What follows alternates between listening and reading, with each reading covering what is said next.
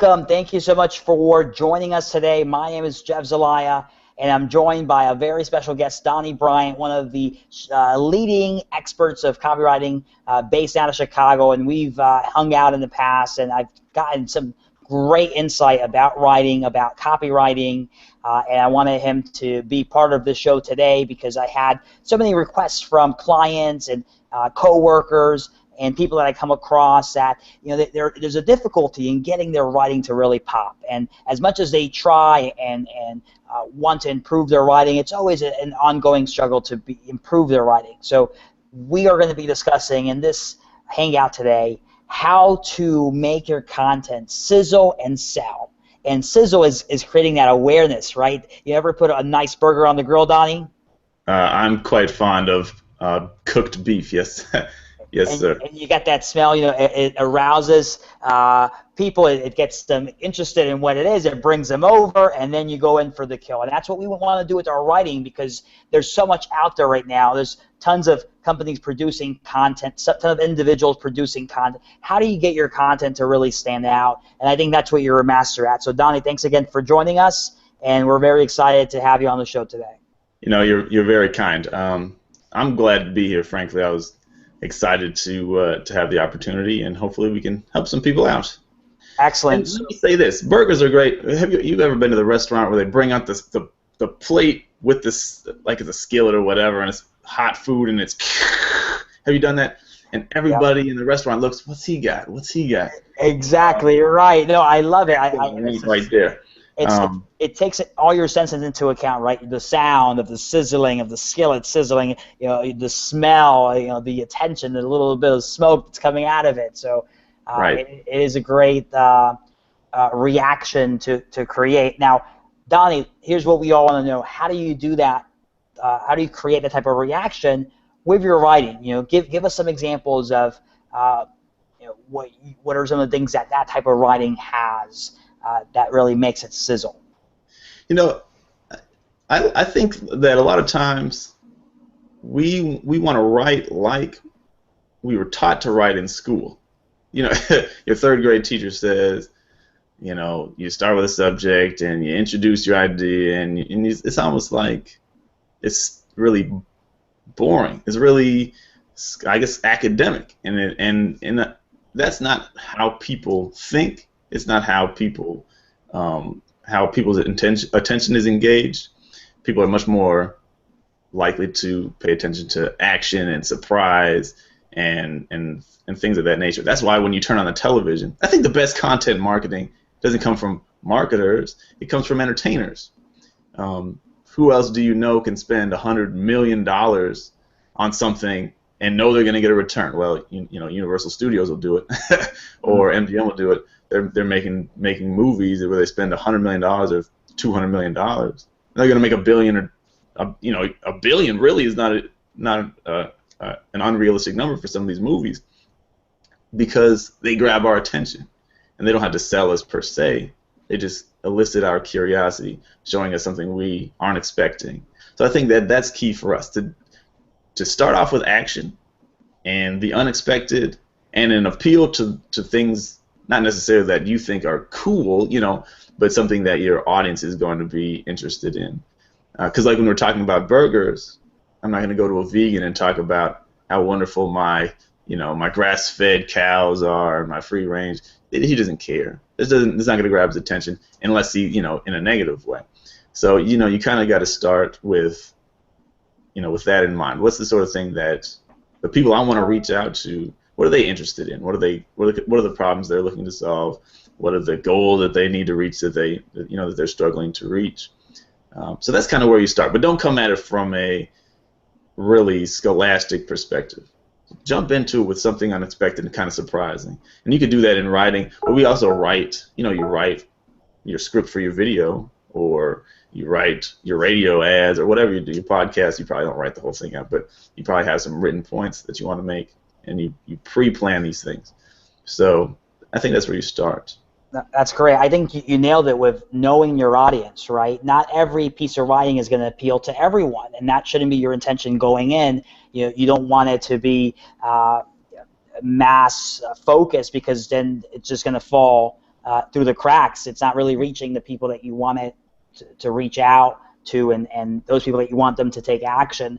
So I think that's very key. If you want to make your content sizzle and sell, make sure that it's reaching out, it's focused on the right audience.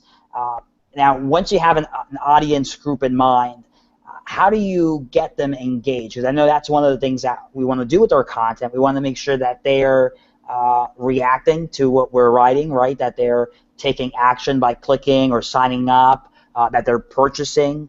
So how do you go from, okay, I have a group of people that I want to focus my message on, how should I go about creating my message, and what are the steps that you take in creating content, whether it's brainstorming, coming up with ideas, whether it's asking them questions, whether it's maybe creating media, like what are your steps and how do you go about creating content?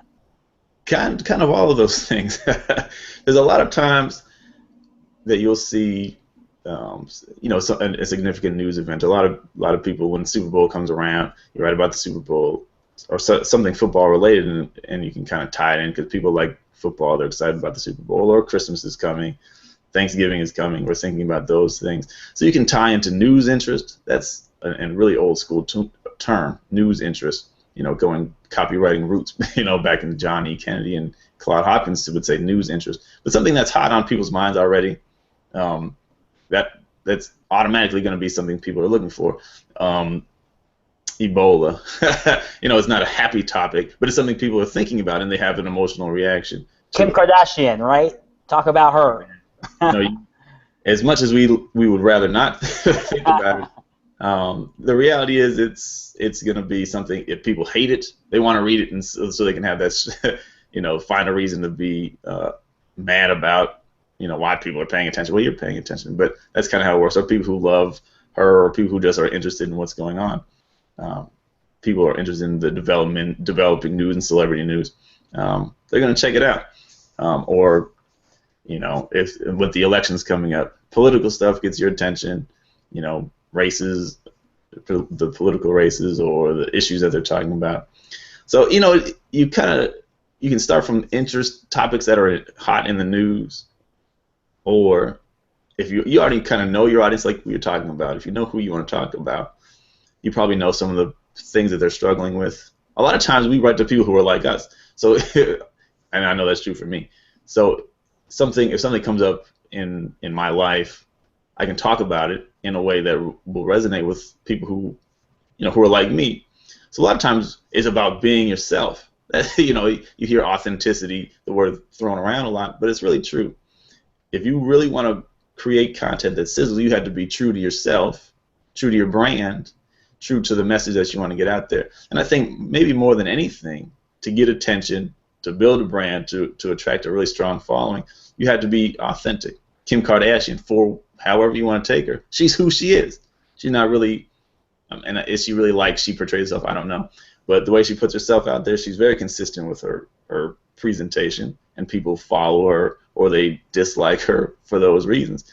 And there's nothing wrong with polarizing an audience, because then you have some people who love you and are going to follow everything you do, and some people who are going to hate you, which is part and parcel of being, as being a leader. There's going to be some people who dislike you. Right, and I'll take either of those as opposed to indifference, where they don't feel either way. There's no passion there. There's no emotion that you're arousing out of people. So I agree, and I think what you said. Make sure that you're latching on to current news events and things that are happening in popular culture that your target audience is also in tune and paying attention to. And one company that does this really well is Spirit Airlines. Spirit, I used to be subscribed to their email newsletter. And they used to use whatever was in the news that day. Hey, we have an Ebola special happening, right? Or some type of, and it was a lot of it was, it could be on borderline offensive, but it got me to open. It got me to at least pay attention to their message. And some people, hey, this is a great deal. Let me purchase. And for them, it's working. Their stock is doing great. They're getting more bookings on their airline than ever before. So it could translate into dollars if you take the right approach for your audience. But I think you nailed it when you said it's about arousing the emotion out of people and tapping into things that they're paying attention to already, which makes your job easier, right? They're already kind of attuned into that topic, and then you're just repurposing that, or like bringing it, focusing on what your message is about. Right. You know, offending people is going to happen whenever you tell the truth. Whenever you tell the truth, you're taking a risk of offending somebody. But that's what you need to do if you want to be anything other than boring. You know, Rush Limbaugh or whoever. You know, conservatives love him, and progressives hate him. You know, that's how it goes. But he tells what he considers to be the truth. However you feel about it, you're going to agree or disagree. But he is a very successful communicator for that reason. He takes a stand, and that's kind of goes along with being authentic. Not only being authentically yourself, but taking a courageous stand and being a champion for something. Because then people who hold the same values, people who feel strongly about the same causes, they're going to ride with you. Those are that's going to be the tribe that you develop, and you develop pardon me, deep bonds with people over shared values like that. And those are the people whose emails you open every time. Those are the people who the newsletter comes and you can't wait to read it, because they're going to speak to you where you are. They're going to reinforce the things that you believe. They're going to throw rocks at your enemies with you. You know, there's nothing quite like having somebody to throw rocks at your enemy with. You know, and when you have, you know, whenever you're creating a brand, it's almost like you're standing for something or you're standing against something. And a common enemy is an incredible attention getter and an bond builder. To have, hey man, we both hate the Republican Party, we both hate the Democratic Party, we both hate Obamacare, we both hate people not having insurance. You can go either way, but to take a stand for something. Being politically correct is not going to do it for you. It'll keep you out of jail, maybe. It'll keep you off of probation at work, but it's not going to get you an audience. It's not going to get people to open. I can't wait till Jeff sends me an email. I can't wait for it. You have to take a stand. That's great, and I think from a business-to-business standpoint, if you're doing copywriting for your blog, I mean, it doesn't have to be, hey, I hate the competitor, but I hate this problem. You know, let's throw rocks at this problem that you're facing. Our company's trying very hard to kill or to resolve this problem. And you know, now that we're kind of on the same team, hey, I'm not against you. I'm on your team. I want to help you do your job better. And if you're able to position your writing in that way, but make it very real, very authentic by making sure that your brand, your personality shines through that writing, you'll have better results. You'll build that following and the supporters that are interested in being part of your band that is fighting against that particular problem. Right, and you're right. It's not about bashing the competitors, and that usually, unless you know for a fact people hate that competitor also. But you know, it's kind of like that's lowbrow. You don't really want to get into that. But I'm fighting against mediocrity in writing, or I'm fighting against, you know, whatever your cause is. You want to have a cause. You're fighting for something, and at the same time, you know, you're standing against whatever the opposite of that is. So if it's something people want to rally around, why not be the guy who's championing that cause? And you get to take the emotional momentum that's behind that thing, and instead of trying to start a train from a standstill, you just hop on one that's already going. But you know that, and it's, you know, I think that's way cheaper, way faster, way more effective than trying to start a whole new brand new thing, you know, from scratch. But of course, you turn it into your own thing. You don't necessarily just go with the flow. You take charge in your own way by having your personality, like you said.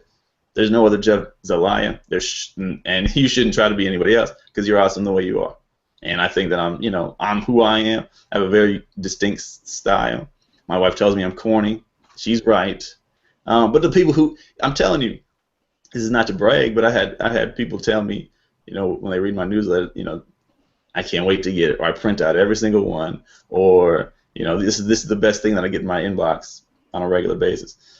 So I really, you know, that means a lot to me. It means, you know, what I'm saying means something to somebody, but it's not for everybody. I have unsubscribers just like everybody else.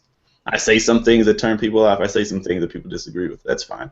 But that's, you know, it's just me being, you know, letting my personality come forth instead of being boring. And Donnie, walk me through the steps. You know, do you have a checklist? You know, you're assigned, hey, you know, create this new blog post, create this newsletter. What's your checklist? Like, what steps do you go through in order to create your piece? I probably should have one. I really wing it I shouldn't say more often than I should, because I think that it really depends on my motivation. If you got to crank something out because you have to crank something out, and you go and find something that's, like you said, it's hot in the news, or it's just that there's a need out there for this information. Sometimes I'm writing something because it's hot on my mind, and I think that it's valuable for you to learn this lesson, or there's a distinction. A lot of times it'll be, I've heard somebody say this, I know it's a common myth or mistake, and that I've heard other people say, and I want to knock it down and help other people see the truth or get a different perspective on things. So do I have a checklist? Not really. But the process I go through, even if the idea is completely like just in my own mind, as I'm writing, I'm always thinking about what's going to grab attention in the beginning. And here's a little tip for everybody: it almost never comes naturally for you. The first thing that you write is probably going to be boring. When you get down into it, I just read something Sean D'Souza from Psychotactics said. The drama usually starts 3 or 4 paragraphs down. It's just like when you turn a heater on in a cold room. It takes a minute to warm the room up. And when you're writing, a lot of times it takes you a second to get into the dramatic part of the article or the post or whatever. But sometimes you edit it, you go back and edit, and you cut out that stuff in the beginning. Jump right into the action, because if you don't grab the reader in the first paragraph, there's a good chance they're not going to continue reading. There's a million things they could read online, and they're not going to be bored with you. They'll go be interested in somebody else. So if we don't capture that interest, we need to, we need to capture the interest if we want to keep them reading. And then you keep them reading going down by asking all the time as you go, is there a reason for me saying this? Is this leading into the next thought? And is this, valuable to the reader or entertaining somehow? So, there's some people who you read everything that they say. There's some people you will skim mostly. I do it all the time. You get an email. It's 5 ways to cook a really good steak. I just want to get to the checklist. I don't really care what you have to say. I just want to know what seasonings you use, what temperature you cook it at, how long you cook it, whatever. Now, and then there's some people who you just love how they say things. You love the perspective that they have, the insights that they share. So because I know my audience sort of pretty well, I think, I'm always, as I'm writing, I'm asking, do I think this is going to hit home with them? And do I think this is going to deliver the message that I really want to write? So I'm really probably the slowest writer you'll ever meet, because I can't just say something. It's like, this is what's on my mind, and I'm going to type it, or I'm going to write it. I'm writing it, and I'm saying, this sentence is boring. Or this sentence, when you try to read it, it's not really clear from beginning to end.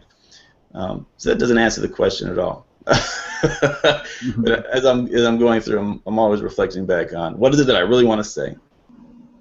I try to carry a theme from the beginning to the end.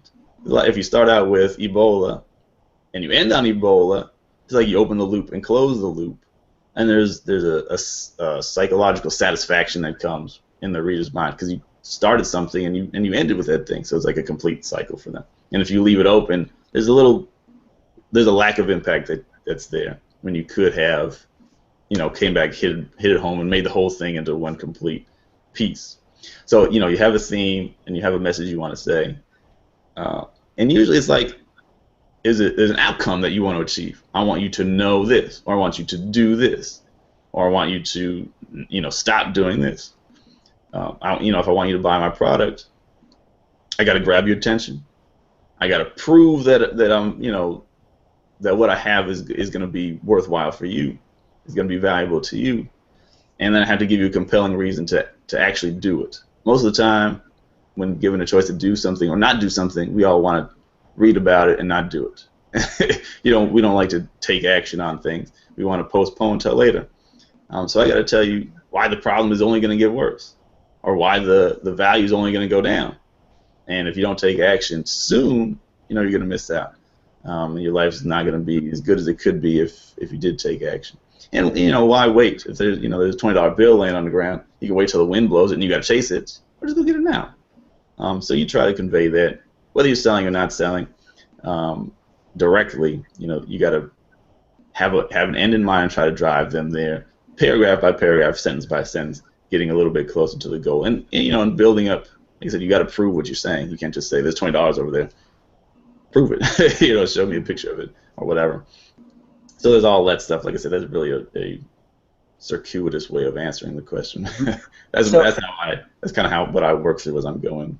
Yeah. So no, I think because you have so much experience. I mean, you obviously have an internalized checklist that you go through, and you know you understand that sometimes your best writing doesn't come right off the bat, but you have to warm up to it, right? You start crafting your message, and you go back and edit, obviously, and you're reading it, and you realize, oh, okay, I need to improve upon this sentence and make it more direct or more interesting.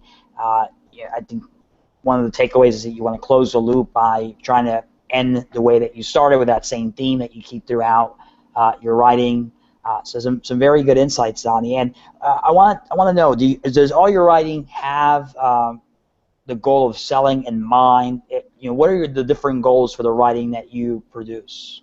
In the long term, I guess I have a couple of goals. Ultimately, I know everybody's not going to buy from me, or they're not going to hire me to be a copywriter for them, and I'm fine with that. Most people will not do that, but I want every piece that you write to make you a little bit more likely to do that. If you're ever going to be disposed to doing that, I want to increase my credibility and expertise. I want you to think that Donnie's a smart guy.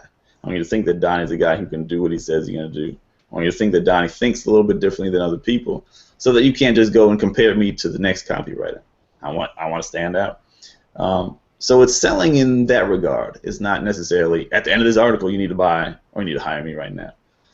And I think it's foolish for anybody to count on one piece to do that job. If you say I'm going to write this and you're going to buy it for me, it probably doesn't work.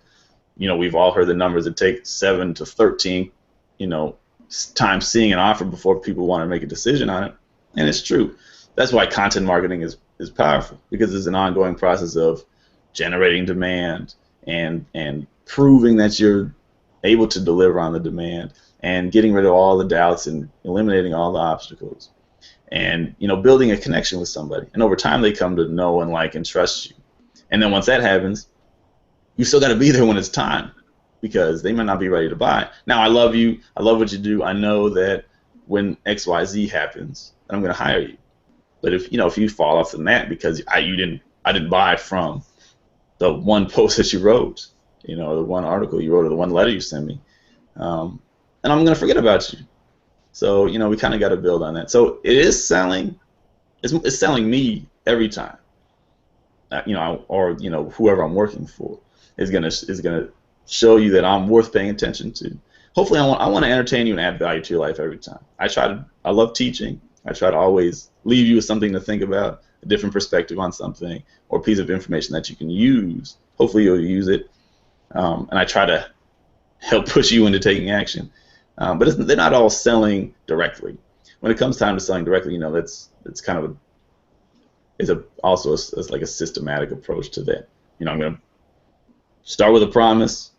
I'd probably start with a problem, directly followed by a promise that you can solve it, and then move into the proof elements and helping you to decide that you need to take action on it, and then closing. But you don't close in a blog post most of the time, unless it's, hey man, you really need to sign up for my newsletter, and it's not a hard close like that.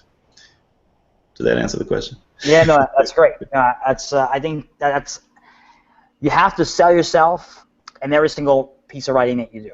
You're not necessarily selling a product or a service, but you have to sell yourself and really give people a reason why they need to be paying attention to you and your brand and why you matter.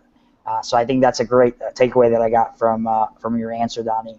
And let me say this: it's again, when you and I have a shared value or a shared cause or a shared thing that we're fighting against, battle that we're fighting, me just showing up and reminding you, hey, we're in this together, that strengthens the bond that we have. That helps you trust me a little bit more. That helps you to remember me. Hey man, we're in this thing together. And if you ever feel like you're in it by yourself, I'm here. And if there's a little bit of information, I can make your life a little bit easier, make the fight a little bit easier for you, or take you further, advance the ball down, to change metaphors, advance the ball down the field a little bit further for you.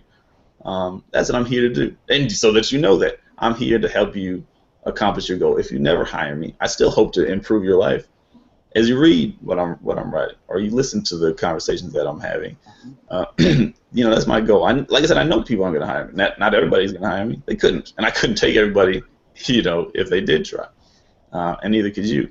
So, but I want to improve your life because that's what we're here to do. I got gifts. You've got gifts. I've got experience and talents that I hope can help you. So I'm gonna do that regardless, and hopefully the people who are going to hire me, are the people who are potential clients of mine. They'll move a little bit closer every time. Yep. And Donnie, what are some of the samples of work that you've done? Like, what kind of clients do you tend to work with, and how do your relationships work? Do you do a specific type of writing? Like, how does every piece of writing you do have a different approach, whether it's email newsletter or an article or a white paper? I like working with small businesses, all kinds of them. I've worked with accountants. I've worked with a lot of coaches and consultants. I've worked with a lot of other people who they're in the internet marketing space, so they're kind of doing a similar thing to what I'm doing. But if you have a retail store, we can still work together also. So it varies. I don't have a specialty, even though I preach that you should. But my specialty is in more. I primarily work in what I think we talked about it last time we spoke, is direct response, which is me helping my clients generate a response, basically helping people to make buying choices in favor of them. So it's a sales letter, or it's an email marketing campaign, or something that helps people say, hey, there's a product here. Here's good reason for you to buy it. And again, that's usually a process. You don't necessarily say, I'm going to send one letter and give up on it. That's pretty stupid. Try again. If they're not shooting you out of the sky, you got another chance at it. So we try to do things in series where you can build. You open and close a loop. That's one thing, but you can set up a series of loops, just like your favorite TV show. You turn on 24. Yeah, it's an open and close loop, but you leave a little cliffhanger that next time you show up, it's going to make you want to come back again or open the next letter that you get. The only reason anybody reads what you got is because they feel like they're going to get something out of it. Whether they're going to laugh at it, have a good time reading it, or they're going to feel smarter, they're going to have something they can share with their friends, or they're going to have something that improves their life, their health, their business. But what we write for free, or what we're giving away for free, should lead into, we can take it even further if you get the paid version of this. I'm not going to reveal everything I get. I can't give you everything I get. Or if I got a physical product, obviously, if you want to really enjoy it, you got to buy it. It's that process of getting in front of them and saying, hey, now's the time to buy. Hopefully we've been building up a relationship with you over time. Now's a great opportunity for you to buy, or a great reason for you to take the next step. Excellent, Donnie. And for your writing, how much time do you spend doing a blog post, let's say, an article? Like, what type of limits do you set on yourself for the work, the time of work that you're putting in? It varies. I have, especially when I'm writing my newsletter, I spent 5-6 hours writing it, and that's after having thought about it through the whole week. I try to write a newsletter every week, even though over the last little while I haven't. But I think about it all week long, and get to sitting down and writing it. It still takes me 5 hours to write it because I want to again open the right loop and carry the theme throughout. Say the things that need to be said. Slay the sacred cows that need to be slain, and close the loop and lead you into action, hopefully. And it needs to be consistent from one end to the other. It needs to be consistent with things I've said in the past, and needs to be consistent with the way I want you to perceive me in the future. So all of that goes into it. It could take me 5-6 hours to write, 800 words. It's scary when you think about it, but the impact that it has, it bears out. It's valuable for me to spend that time. A blog post can take me 30 minutes to write, 15 minutes to write if I really know what I'm going to say, and it's 200-300 words. I wrote one last week. It was 300 words and it took me about 30 minutes.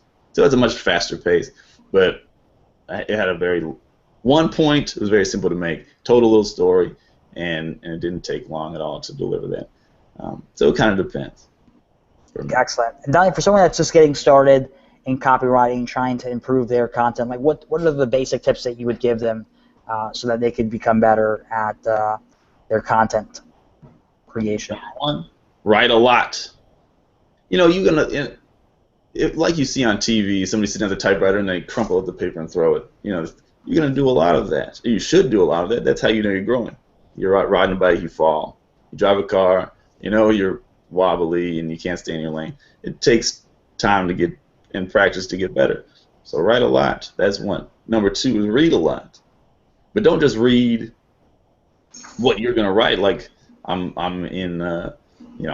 making swimming pools, so I'm gonna read swimming pool blogs. Well, you're gonna be really limited in what you experience that way.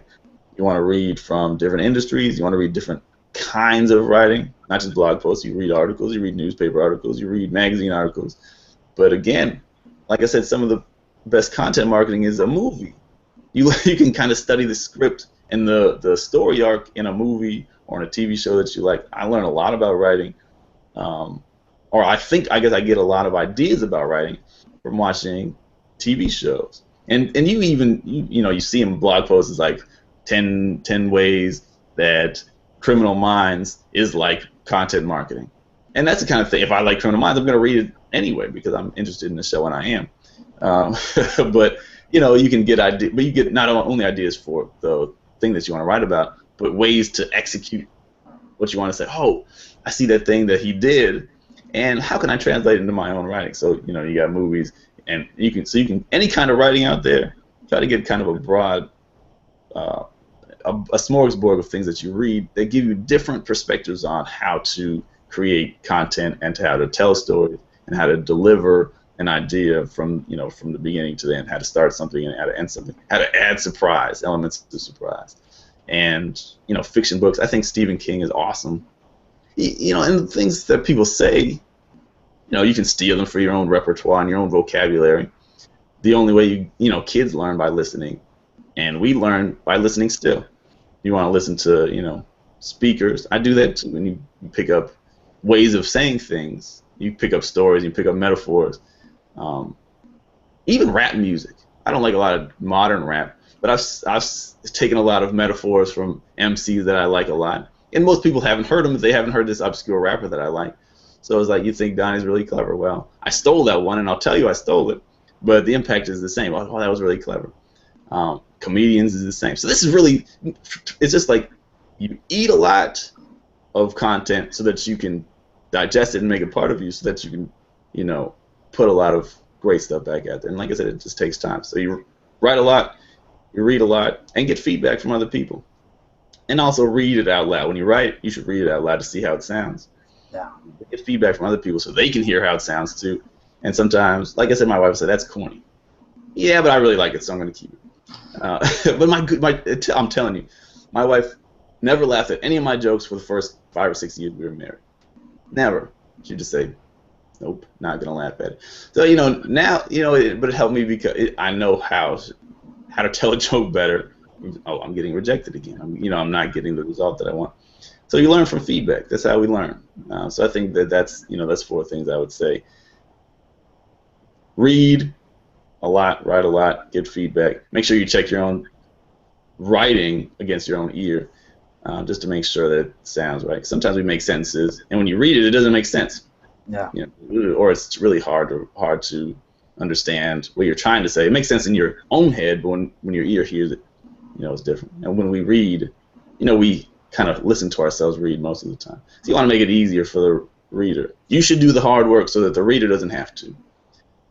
So you do the hard work of writing a good piece and sentences that make sense, so that the reading is easy for the writer, or for the reader rather. Excellent. And speaking of making it easy for the reader, I see trends that are focused on like more bullet point, focus, and very small lists, right? And so as opposed to long form, and then others are very, hey, you need to have long form. So what are the different lengths of writing that you should aim for? I mean, do we suffer in the culture now where everyone is socially media, has social media ADD, and is just trying to get a bit of it before they move on to the next content piece? How do you figure out like how long you should make your writing? I mean, that's a great question, and there's not a single answer to it. It kind of depends on what you're trying to accomplish. I think we do suffer as readers from when everything that we see is just a listicle. Can I use that word? It's just 10 reasons why I'm your favorite, content marketer. It's like, like I said, I'm going to go to the list, see the list, and tune out. But you haven't probably built a relationship with me, and I'm not sticking around on your blog post. I just want to read the list, and it's good for us to have those things. To first of all, it attracts a lot of attention. If you say I got 10 things here, people are going to read it. But there's nothing wrong with writing a long piece. I love Ramit Sethi. Have you read any of his stuff?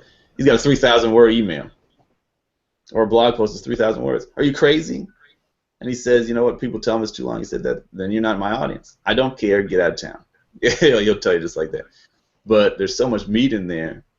You can't. It's something you can't accomplish in 300 words. It takes time to develop. It takes time to explain all the things that he wants to explain. So it takes time. There's a time and place for the 200 word blog post. Got to make a quick point, or it's just like have a motivational thing in the morning. A lot of people do that, or if you're on Facebook or whatever, you have a quick piece. But if you need to develop an idea, you really want to say something that's going to impact somebody or teach somebody. It takes time. You can't boil it down more than you can, I guess, but you shouldn't boil it down too far. So long is okay. And if you're selling something, a lot of times you need to go longer as well. But that depends also on your audience. If your audience already knows you, they kind of already know what you're about, and they maybe even know about your product. But it's just, we're having an extra bonus. If you call me today, you're going to get the Ginsu steak knives, to go with your order. It doesn't need to be that long. But if you're talking to people who don't know you, you kind of have to start from the beginning. You had to help them to get to know you and know why they should listen to you at all, why they should trust that your product will deliver for them. And you need to overcome the objections that they have. So it needs to be longer for that purpose. So again, it's not really a straight answer. Your list, or not your list, your post can be long if you have obstacles to overcome, or if you have really a deep lesson that you need to teach, or it could be short if you're just trying to make a quick point. I don't think we should fear people tuning out. Okay, let me say this. How long was The Lord of the Rings, the movie? Any of the movies? 3 hours? Yeah. Did anybody say 3 hours? Nobody said that it was too long. You probably said it's too short. I wish it was longer. I wish there was another one. When you're watching a great TV show, sitting on the edge of your seat, and the hour's up too fast. Why is the doggone commercial here? You're bothering me.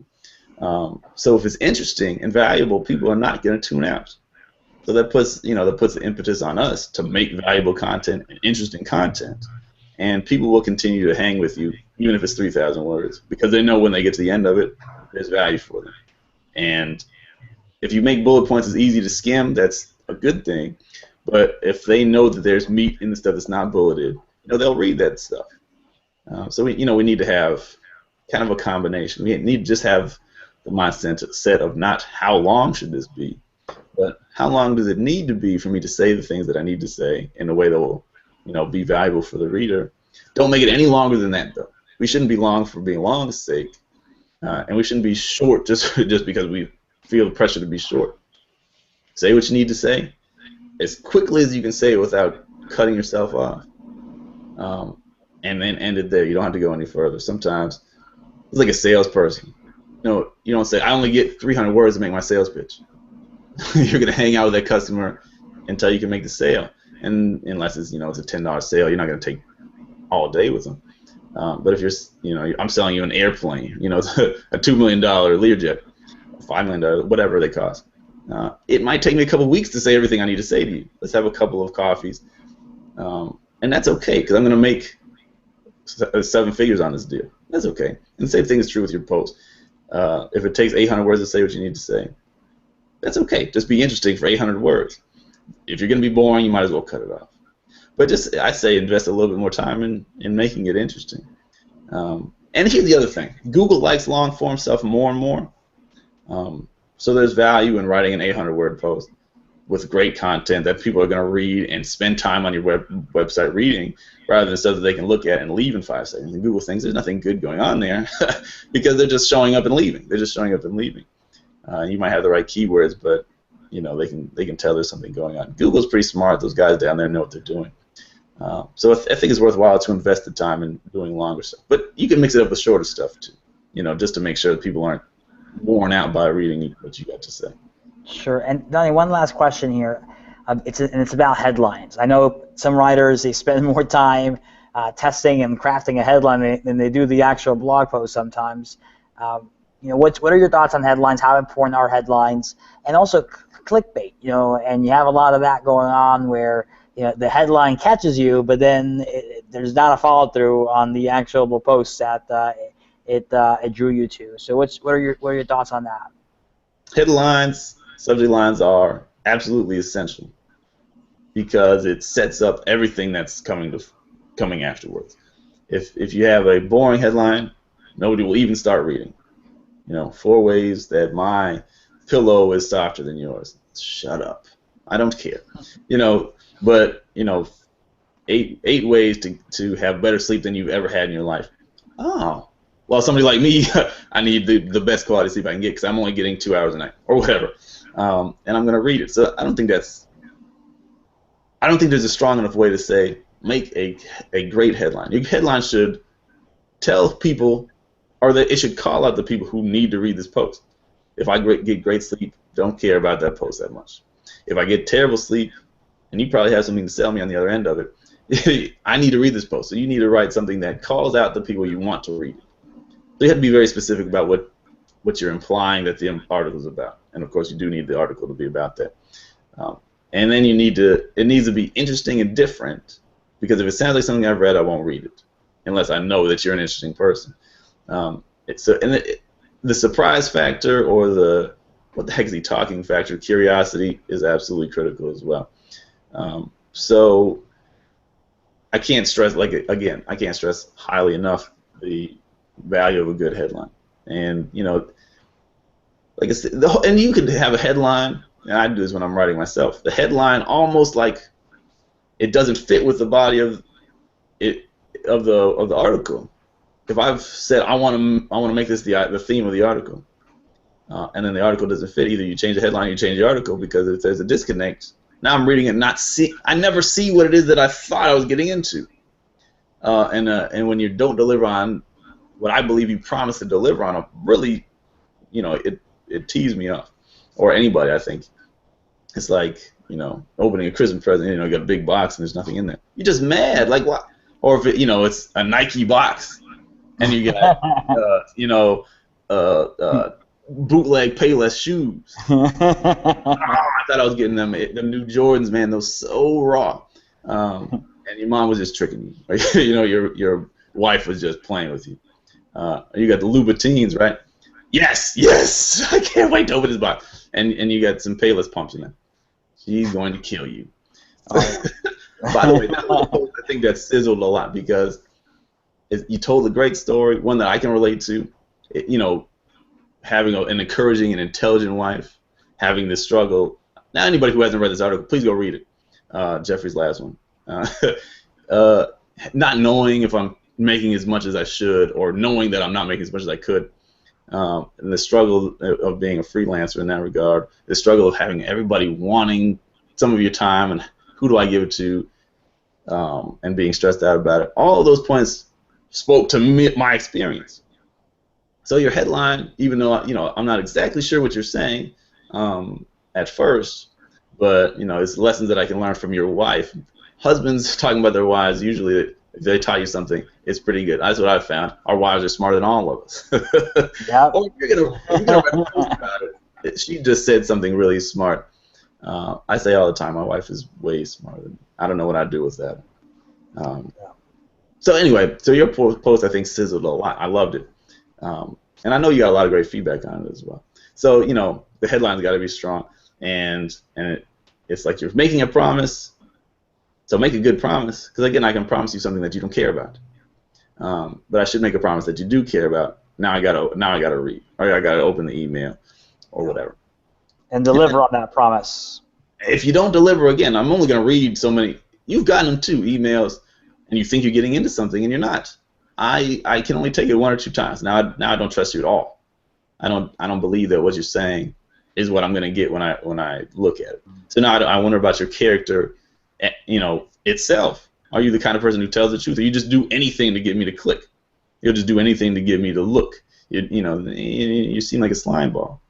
So you don't want to put yourself out there as the kind of guy who just wants, I want you to open it, and then I'm gonna let you down. Or you download I downloaded one. It was supposed to be an ebook, and it was a 16-page sales letter with no value at all. The headline or the title of the ebook didn't have anything to do with anything. It was just like, hire me, please, hire me, please, hire me now. And now I don't even know I don't know the person's name. Never paid attention to him again. Immediately unsubscribed from the list because you didn't deliver on that promise. So the headline, think of a headline as a promise to a specific kind of person, or a person in a specific kind of situation. So you want that person to know it's for them and to know what they're going to get out of it, and then you get into the article and deliver on that promise. Or you put the PS4 in the PS4 box. The headline is the box. Or whatever the cool thing is these days. You have to do that. But you have to have the right box also, because otherwise they may not open it. Yeah. So I think that's important. Link bait, I don't know. It's kind of, you got to do everything in a way that you can be proud of. You can tell your mom, I'm a writer, and she's not going to think you're a sleazeball. I'm an internet marketer, and she thinks that you're just ripping people off. My father-in-law said, if I say, hey, man, I'm a marketer, and he rolls his eyes, all marketers are liars. Well, I'm taking care of your daughter, so, it's not that bad. But he's not that mad at me about it either if I say, he wants to borrow money from me. I hope he doesn't watch it. But it's true. Like he'll go through a whole thing telling you all the negative things about salespeople and marketers. But there's not all of us are bad, or most of us I think aren't bad. Some of us need to learn how to do things better, but and myself included. So I think clickbait bait or link bait is just have something valuable to say, and say it, and the right people will probably read it, and you just do whatever you can do to make sure the right people have access to it. But don't do the bait and switch thing. That's crap, and it makes you look like a loser. Yeah. Awesome. Well, Donnie, thank you so much. This has been an awesome hangout. I got a lot of great insight from you. I'm ready to make my content sizzle and sell, and I got some great tips from you on how to do that. So thank you for joining us. Thank you for all the great tips. It's my pleasure, and sorry for talking so much. People say don't apologize, but I know I was kind of all over the place. But this is something that I'm passionate about. I love to talk about. So I really appreciate having the opportunity to talk with you about it. Excellent. Well, thank you. All right. Thanks for watching, everyone. You guys have a wonderful day, and good luck making your content sizzle and sell. Peace.